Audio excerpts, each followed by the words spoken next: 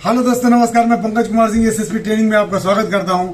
और आज जो काफ़ी समय के बाद ट्रेनिंग में जो मैं सब्जेक्ट लेके आया हूं, तो आज हम लोग जानेंगे क्वालिटी टूल्स के बारे में जानेंगे कि क्वालिटी टूल्स होता क्या है, और उसके बारे में आइए जानते हैं और समझते हैं। चैनल को ज़्यादा से ज़्यादा लाइक करिए, सब्सक्राइब करिए, बेल आइकन दबाइए, शेयर करिए ताकि इसका लाभ आप लोगों को मिल सके। और दोस्तों, इसके अलावा हमारा जो है SSP tech stock market channel को भी सब्सक्राइब करिए, लाइक करिए और बेल आइकन जरूर दबाएं। अभी दोस्तों, आज हम लोग समझते हैं 7 क्यूसी टूल्स क्या चीज़ है, उसके बारे में चलिए जानते हैं। देखिए, 7 क्यूसी टूल्स जो है एक बेसिक क्वालिटी कंट्रोल टूल्स है, जिसकी मदद से हम क्वालिटी से संबंधित प्रॉब्लम को सॉल्व करते हैं। और इसमें पहले डेटा को कलेक्ट करना होता है, उसके बाद डेटा का एनालाइज करते हैं, और डेटा को एनालाइज करने के बाद हम मूल कारण, जो भी उसकी मूल समस्या है, उसको ढूंढते हैं।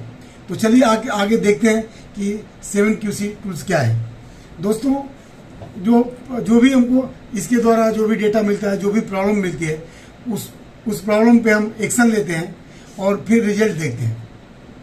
7 क्यूसी टूल्स जो है एक न्यूमेरिकल डेटा पे काम करता है, और जो इसके द्वारा हम डिफेक्ट को कम कर सकते हैं और प्रोडक्ट की क्वालिटी को जो है ज़्यादा से ज़्यादा बेहतर करते हैं। तो चलिए आइए हम लोग समझते हैं। पहला जो 7 क्यूसी टूल्स है, एक नंबर चेक शीट, दूसरा है पैरेटो चार्ट, तीसरा है स्कैटर डायग्राम, चौथा है काज एंड इफेक्ट डायग्राम, पांचवा है फ्लो चार्ट, छठवां है हिस्टोग्राम और सातवां है कंट्रोल चार्ट। ये हमारे 7 क्यूसी टूल्स हैं। अभी चल के हम लोग एक एक करके देखते हैं। इसमें दोस्तों जो है, जो पहला मैं अभी जल्दी खत्म करने की कोशिश करूंगा, बाद में हम डिटेल में भी इसको आएंगे और डिटेल में डिस्क्राइब करेंगे। एक्शन में मैं बना के भी दिखाऊंगा, जैसे हमको टाइम मिलता है। तो दोस्तों देखते हैं। जैसे पहला चेक शीट। चेक शीट क्या है? What is check sheet? इसमें जो है चेक शीट का उपयोग जो है हम डेटा कलेक्ट करने के लिए करते हैं, जिसमें हम रियल टाइम पर, जहाँ पर लोकेशन पर जो भी घटना घटित हो रही है, वहाँ पे हम डेटा को लेते हैं, वहाँ पर मैनुअल डेटा कलेक्ट करते हैं, और जहाँ पे डेटा जनरेट हो रहा है वहाँ पे जाकर डेटा को कलेक्ट करते हैं। इस क्यूसी टूल्स में चेक शीट एक प्रकार की मैनुअल शीट होती है, जिस पर मैनुअली डेटा फिट किया जाता है। जैसे इसे डेली शीट, जो अपना क्लीनिंग शीट, जो भी चेक शीट आप बनाते हैं, तो वो मतलब कहीं भी आप गए, अगर शॉपिंग मॉल वगैरह में जाते हैं तो लिस्ट लेके जाते हैं क्या क्या लेना, तो एक चेक शीट हो जाता है। और अभी दूसरा आइए सर, एक इसमें क्या है कि इसमें बहुत सारे तरीके हैं। चेक शीट जो है 5 तरीके की होती है, जिसमें attribute check sheet, variable check sheet, location check sheet, cause check sheet, check sheet confirmation check sheet. तो इसके बारे में डिटेल हम कभी और जानेंगे। अब सेकंड पे आते हैं। सेकंड हमारा जो है पैरेटो एनालिसिस। पैरेटो एनालिसिस एक सिंपल डायग्राम होता है, जिसमें कि हम X axis, Y axis, 2 chart होते हैं, जिसमें दोनों तरफ प्रॉब्लम और डिफेक्ट और पैरामीटर को घटते क्रम में हम लिखते हैं, डिसेंडिंग ऑर्डर में लिखते हैं। हम सारी समस्याओं को एक सॉल्व नहीं कर सकते, इसके लिए उसको हमको प्रायोरिटाइज करना बहुत जरूरी होता है, जरूरत के हिसाब से। जो भी डिसेंडिंग ऑर्डर में जिसका इम्पैक्ट ज़्यादा पड़ता है, जो 80-20 रूल पे भी काम करता है, वो 80-20 रूल के बारे में हम लोग बार जानेंगे। आगे के वीडियो में मैं कभी सेपरेट वीडियो बनाऊंगा 80-20 के बारे में। इसमें जो पैरेटो चार्ट है, उसको बार ग्राफ और लाइन ग्राफ की मदद से बनाया जाता है। बार चार्ट का उपयोग जो है वैल्यू को दर्शाने के लिए किया जाता है, जिसमें हम घटते क्रम में लिखते हैं। और जो इसको पैरेटो ने इसको खोजा था, इसीलिए इसका नाम पैरेटो चार्ट कहा गया, जो 80-20 रूल पे काम करता है। उसके बारे में आगे जानेंगे हम लोग।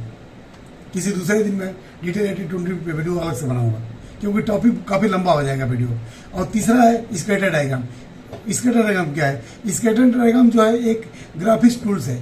यह इंडिपेंडेंट और डिपेंडेंट वेरिएबल में संबंध को दिखाता है, जिसको जो है डॉक्टर कोरू इशिकावा ने बनाया था। ये पूछता है क्वेश्चन, तो किसी भी प्रॉब्लम में उससे होने वाले कारण, उनके कारणों पर क्या प्रभाव पड़ता है, तो इसके दोनों को कोरिलेशन को स्कैटर डायग्राम दर्शाता है। और दोस्तों 4 नंबर पे आएंगे काज and effect diagram. Cause and effect diagram क्या है? क्यूसी टूल्स में काज एंड, इसको लोग फिशबॉन्ड के नाम से भी जानते हैं। इस डायग्राम द्वारा किसी भी प्रोसेस में उत्पन्न हुई कोई भी समस्या या समस्या के कारण उत्पन्न होने के कारण के जो भी कारण संभव हो सकते हैं उसका पता लगाते हैं और फिर इसकी मदद से मुख्य कारण का पता करते हैं और इससे हम कॉज एंड इफेक्ट के बीच में संबंध को देखते हैं। कॉज एंड इफेक्ट डायग्राम को प्रोफेसर कोरू इशिगावा ने 1949 में बनाया था, इसीलिए इसे इशिगावा डायग्राम भी कहते हैं। इसका स्ट्रक्चर मछली की हड्डी की तरह होता है, इसलिए हम इसे फिशबोन डायग्राम भी कहा जाता है। कॉज एंड इफेक्ट डायग्राम किसी भी समस्या के लिए एनालिसिस में मदद करता है। यह प्रॉब्लम के हर संभव का कारण पोटेंशियल काज बताता है। यह मुख्य कारण रूट काज के बारे में नहीं बताता है, परंतु पहले हम समस्या उत्पन्न होने के हर संभव कारणों को जानकर मुख्य कारण तक पहुंचने का प्रयास कर सकते हैं। इसके बारे में डिटेल कभी हम लेक्चर में समझेंगे। अगवा process flow chart. Process flow chart क्या है?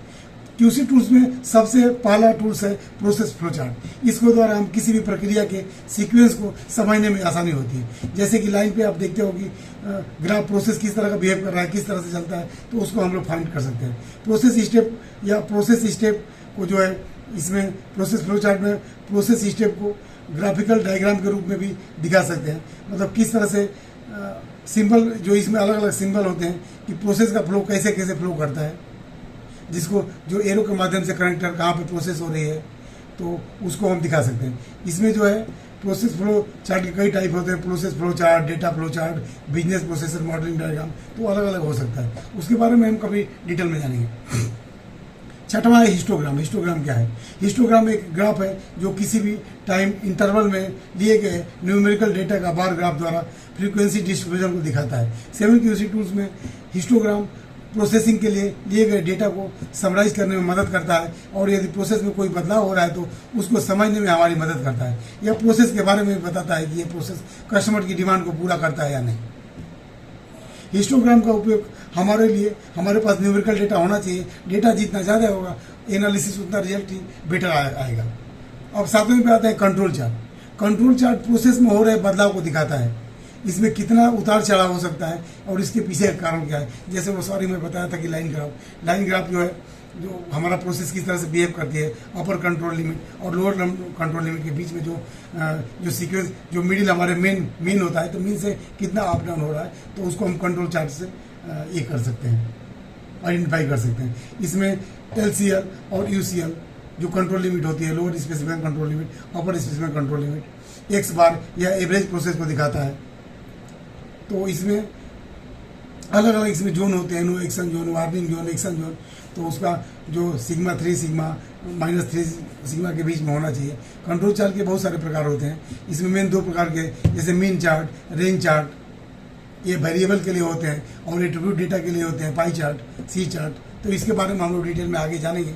इसी के साथ दोस्तों चैनल को लाइक करिए, सब्सक्राइब करिए, बेल आइकन दबाइए, ज़्यादा से ज़्यादा शेयर करें और डिटेल जानने के लिए कमेंट करिए। फिर आगे मैं वो कमेंट के आधार पर वीडियो लेके आऊँगा। इसी के साथ दोस्तों मैं अपना ये ट्रेनिंग का सेशन ख़त्म करता हूँ। Thank you so much.